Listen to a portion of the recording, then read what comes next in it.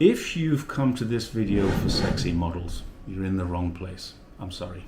This is about sexy modals and how they help poor journalism and create dangerous strategy. Wherever you are in the world anyway, welcome to another Jerry's Take on China video. And I'm Jerry.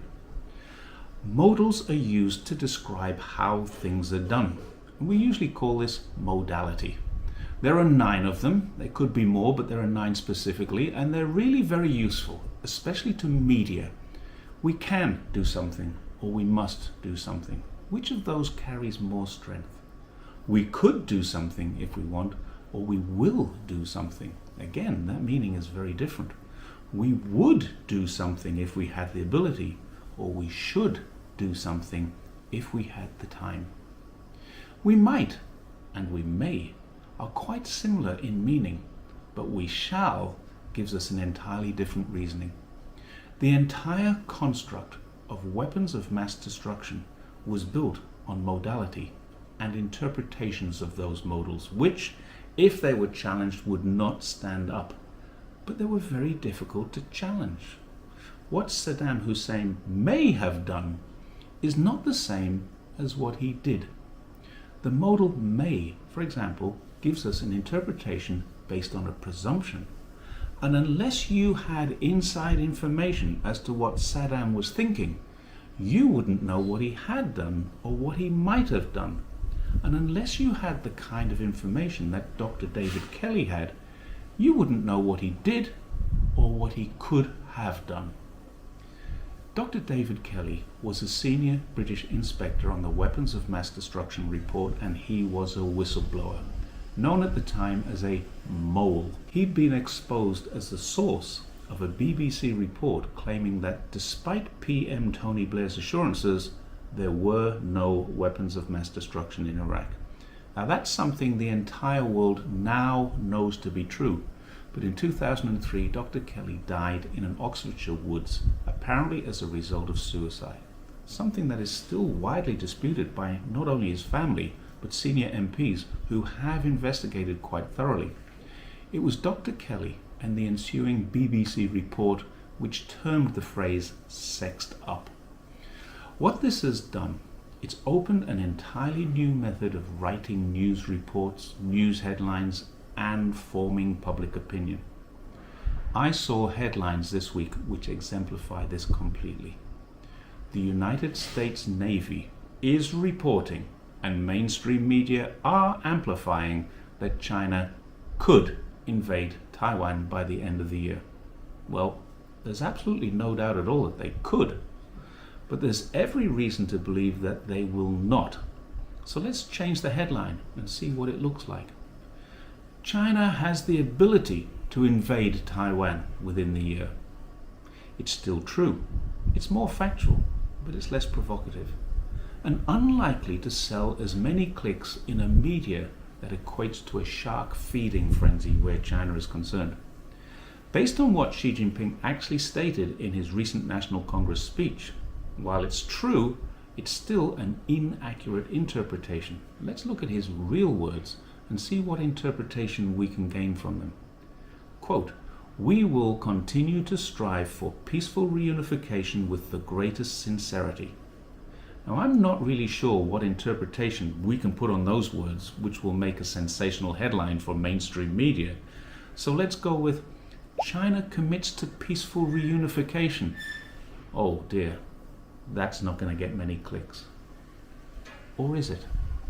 Now, in all honesty, if a single mainstream media report placed that as its headline, I'm fairly certain it would get a lot of clicks, as it's completely different to the story every other headline is selling. People would want to know what's changed about China. Then when they read the report, they'd see for themselves, nothing changed. China has always been saying this. Peaceful reunification is what they want. President Xi also stated unequivocally, and I quote, "We reserve the option of taking all measures necessary. This is directed solely at interference by outside forces and the few separatists seeking Taiwan independence and their separatist activities. It is by no means targeted at our Taiwan compatriots. End of quote. I didn't see that statement getting much traction in Western media, and looking carefully at it, I see no modals, no ambiguity, no lack of commitment. Yet the headlines that I did see related to it said something like, "China refuses to rule out force." A very common headline and completely misleading. The same modality with these negative interpretations which don't actually fit the words used and the deeds done by China is utilized in everything related to every negative media article written about the country or its leadership, which nowadays is almost every article. So why do they do it? Obviously, it suits the hegemonic USA to instill a threat or a fear of a threat from China. This threat is conveyed to the media and then transmitted to the public. Most of the time, journalists just don't know what's really happening, and reporters are afraid to commit to an absolute. China will invade Taiwan by the end of the year. That's going to sell a lot of clicks, but it's going to ruin the credibility of the organization and the journalist when it doesn't happen. China may have incarcerated as many as 1 million Uyghurs, can later be dismissed as a misunderstanding based on an interpretation of data by a person they considered to be the expert.